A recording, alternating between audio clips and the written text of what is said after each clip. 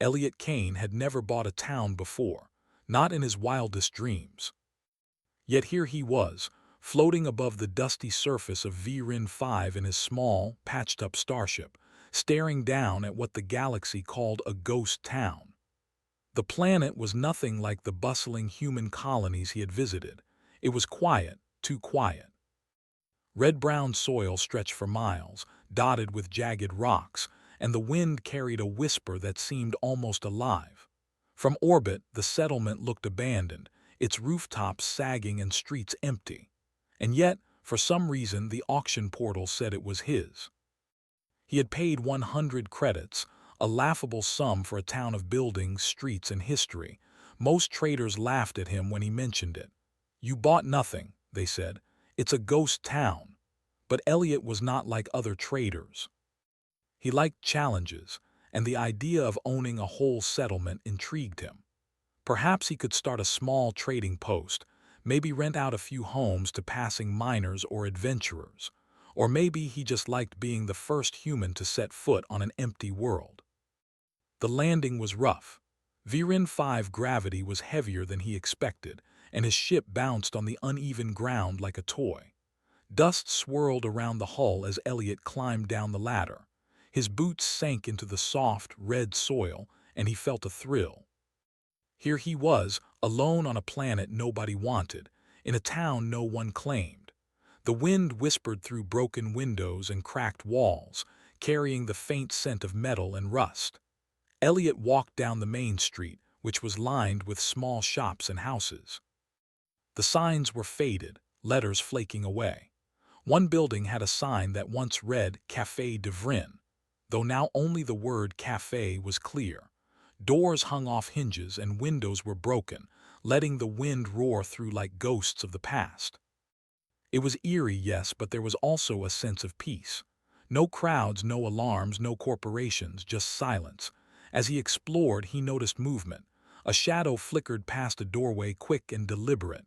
Elliot froze. "Hello," he called softly, trying not to sound panicked. The shadow paused. Then a small figure stepped out.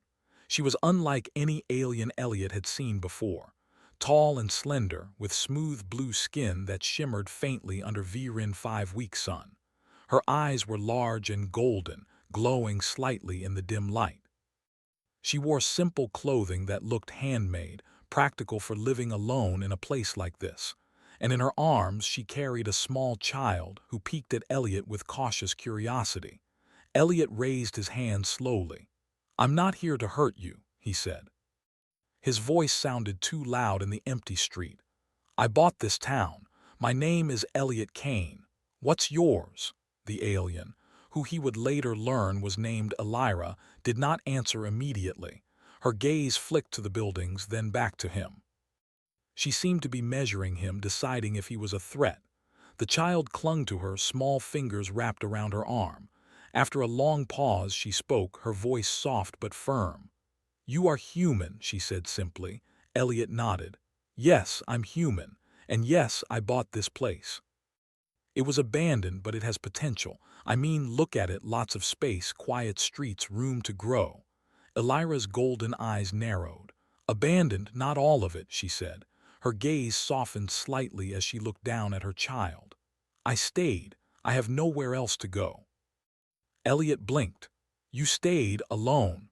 He hadn't expected that. Most of the stories about the ghost town mentioned only emptiness and silence. He had expected maybe some old automated systems, maybe scavenger robots, but not a living alien family. Elira did not answer. She turned and led the child into one of the small houses at the end of the street, keeping her eyes on Elliot as if daring him to follow. Elliot hesitated, then followed cautiously. He didn't want to scare her or her child. Inside, the house was simple but neat. The walls were a soft blue, painted long ago and faded by time. A small cooking area had been set up in one corner, and the furniture, though worn, was clearly cared for. The alien mother moved with careful precision, arranging things as if preparing for some ritual of safety. Elliot realized that despite the town's abandonment, she had managed to create a home, a small sanctuary amid the ruins. "I'm sorry," Elliot said gently. "I didn't know anyone was still living here. I just bought the town." Elira's lips pressed into a thin line. "You bought it and now it is yours." Her voice had a mixture of suspicion and disbelief. "Why?" Elliot shrugged. "I like empty places, I like quiet, and maybe I thought I could do something with it, something good, not just take it for myself." Elira studied him. "Most humans would take everything and leave nothing. You are different," Elliot smiled faintly. "I hope so, I don't know yet, I want to learn." The child moved closer to Elira, peeking from behind her legs. Elliot crouched slightly, smiling warmly. "Hello there," he said softly. "I'm Elliot. Don't worry, I won't hurt you." The child's eyes were wide and curious, but he did not speak. Elira laid a protective hand on the child's shoulder, and Elliot noticed a small, subtle gesture of trust, enough to keep talking but not enough to step closer. For the next few hours, Elliot explored the rest of the town. He checked the houses, the shops, and the small factory building at the edge of the settlement. Most were empty, with walls peeling and roofs caved in. But here and there, he noticed signs of life. A small garden in the back of one house, a few carefully stacked supplies, and homemade repairs that spoke of ingenuity and resilience. Elira had kept parts of the town alive through sheer determination. As the sun began to set, painting the sky in deep oranges and purples, Elliot returned to Elira's house. He found her sitting outside, the child asleep on a blanket next to her. The wind carried the faint scent of cooking fires and metal. He sat down a few feet away, giving her space. "I don't want to take your home from you," he said quietly. I thought maybe we could share it. I can help fix things, make it safe, make it better. If you want me to leave, I will, I promise." Elira's golden eyes glimmered in the dim light. She did not answer immediately. Instead, she looked at the town around her, at the broken streets and empty houses, and then back at Elliot. Finally, she spoke. Perhaps you can stay, but not too close." "We watch each other first," Elliot nodded. "Fair enough." For the first time since landing on Virin 5, Elliot felt a strange sense of belonging. It wasn't much, just a ghost town on a forgotten planet with one alien mother and her child, but it felt alive in a way no bustling human city ever had. He knew challenges lay ahead.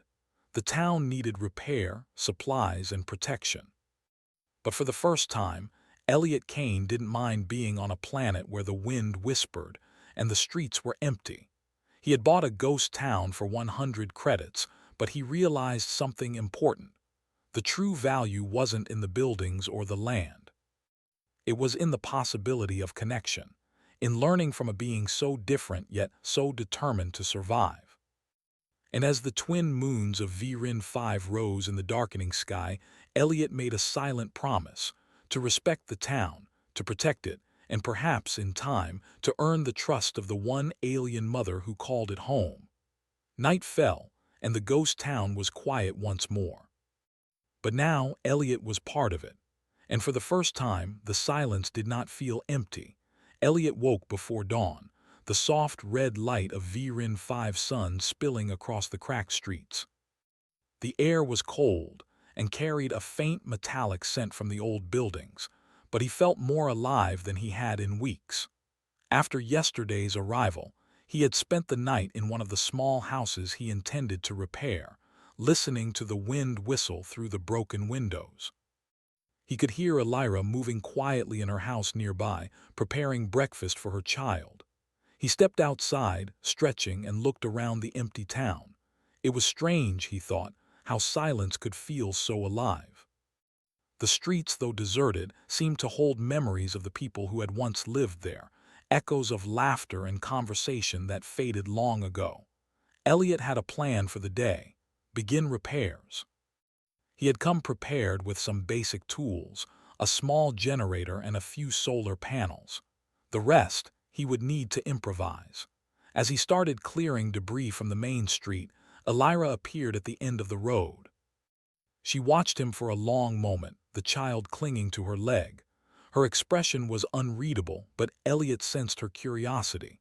He waved gently, and after a tense moment, she nodded slightly before retreating inside her house. Hours passed as Elliot worked tirelessly. He repaired broken doors, patched holes in roofs, and began stacking stones to stabilize crumbling walls. He discovered old supplies scattered around the town, containers of food, broken tools, and a few usable machines left behind by previous settlers.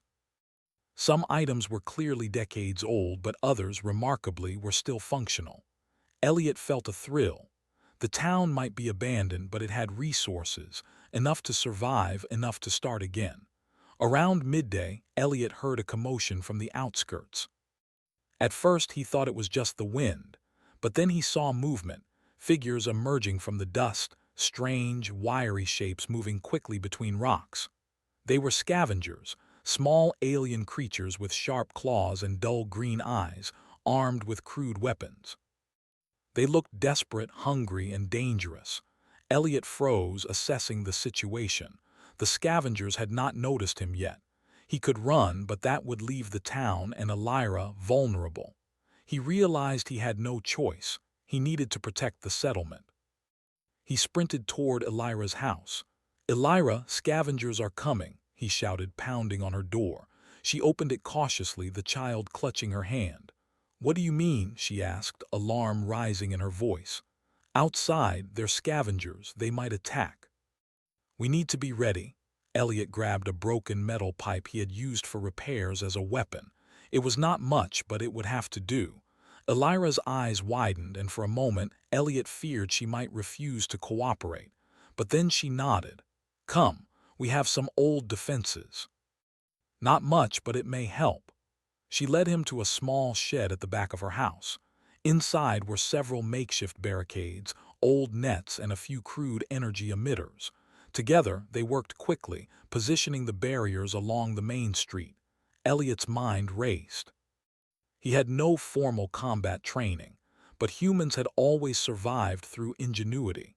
He set traps using rocks and wires, planning to funnel the scavengers into narrow alleys where they would be easier to manage. Elira, surprisingly, moved with precision and speed, teaching him how to use the energy emitters without short-circuiting them. He was impressed. She was more skilled than most humans he knew when it came to survival. As the sun dipped low, the scavengers arrived at the edge of the town. They hissed and screeched, moving in groups, their eyes glowing faintly in the fading light. Elliot and Elira held their positions, hearts pounding. The first few scavengers stepped onto the street, unaware of the traps. Elliot struck first, swinging his metal pipe at one who tried to sneak past. The scavenger yelped and stumbled into a trap, a net that tangled its legs. Elira activated one of the energy emitters, sending a shock through another. The scavengers recoiled, confused and frightened, but there were too many. They began circling, trying to find another path around the defenses. Elliot realized the traps would only hold them for so long. He needed a plan. His eyes darted to a building with a partially collapsed roof. "Elira, the old cafe," he shouted. "We can funnel them into the alley behind it. They'll be trapped between the walls." Elira nodded, understanding immediately. "Lead them there. I will guard the rear." With careful movements, Elliot lured the scavengers, making noise and taunting them from a safe distance. Slowly, they followed him toward the narrow alley. Once inside, he triggered a few of the traps he had set earlier, sending rocks and debris sliding to block their escape. Elira joined him, using her agility to disable a few of the creatures that tried to climb the walls. The fight was exhausting, but eventually the scavengers began to retreat, realizing the town was defended. Elliot and Elira watched as they disappeared into the dust, leaving the streets silent once more. Both were breathing heavily, covered in dust and sweat, but there was a shared sense of victory. "You are clever," Elira said, her golden eyes glowing faintly in the twilight. "Most humans would have run. You used your mind, not just strength." Elliot shrugged, wiping his brow. "We both did. You were amazing. I've never seen anyone move like that, not even humans." For the first time, Elira smiled, a small, genuine curve of her lips. It was fleeting, but it warmed Elliot more than the sun ever could. "Perhaps humans are not only strong," she said softly, "but adaptable." They spent the next hour repairing minor damage and tending to minor injuries. The child watched from inside the house, curiosity overcoming fear. Elliot realized how fragile life could be, yet how resilient as well. Even in an abandoned town on a remote planet, life found ways to survive and thrive. After the immediate danger had passed, Elliot and Elira sat outside, leaning against the cool stone of one of the repaired buildings. Silence stretched between them, comfortable now, no longer tense. "Elira," Elliot said finally, "I don't want to just own this town. I want to help it live again. I want to fix it, bring back what was lost, and make it safe for you and your child." Elira studied him in the fading light, her expression thoughtful. "Most humans they take, they conquer. You offer something else." Elliot nodded. "I've learned a long time ago that taking without giving, that doesn't last. This town isn't just a place to own, it's a home, and maybe we can share it."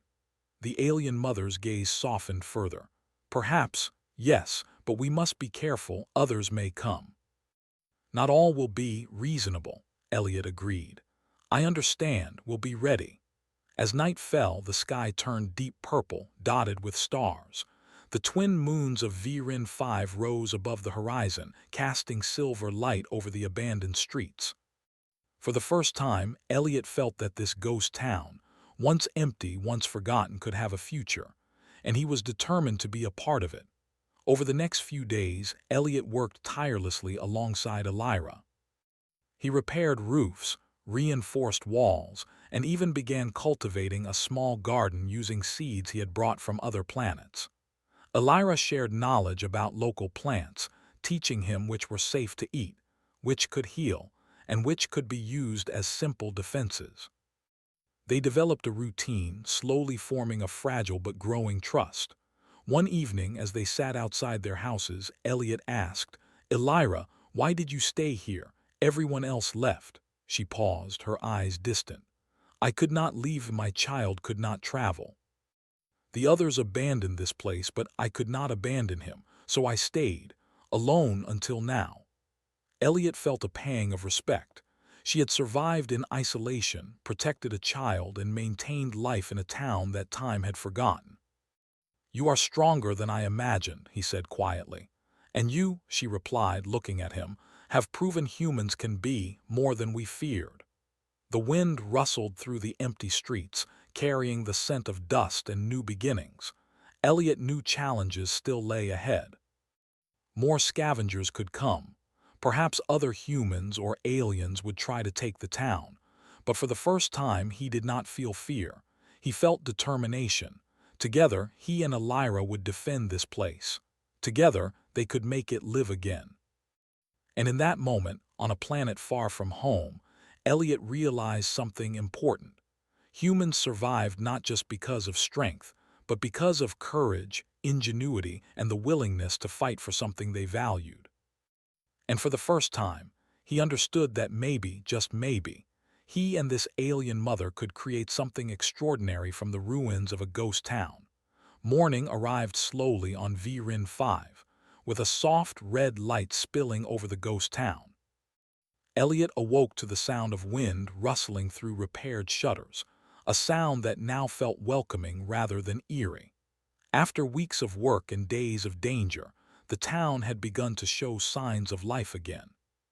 Small repairs had become bigger ones, roofs patched, walls reinforced, and the once empty streets now had traces of activity. Elliot stepped outside, stretching and taking a deep breath of the planet's crisp air. He walked past the houses, noting the improvements, when he noticed Elira tending to a small garden behind her home. The plants were fragile but growing, nurtured by her care and his guidance. The child played nearby, laughing quietly as he chased a small mechanical toy Elliot had built from spare parts. The sound was a small, joyous reminder that life persisted even in the most forgotten corners of the galaxy. "Good morning," Elliot called softly, careful not to startle her. Elira looked up, her golden eyes meeting his, and gave a faint nod. "Good morning. The plants are growing faster than I expected," she said. "Your methods are unusual but effective." Elliot smiled. "Thank you. I've learned a lot from you. Humans have ideas, but you have experience surviving in harsh conditions. Together, we make a good team." The quiet morning was soon interrupted by distant noise. At first, Elliot thought it was the wind, but the sound grew louder, footsteps approaching the town. He tensed and moved toward the street to see a group of humans arriving, wearing the standard gear of travelers and traders. They carried packs and tools, and their eyes widened as they took in the restored buildings. Elliot stepped forward, raising a hand in greeting. "Hello, welcome to Virin 5. This is, well, it's a work in progress." The humans looked around cautiously, then at Elliot.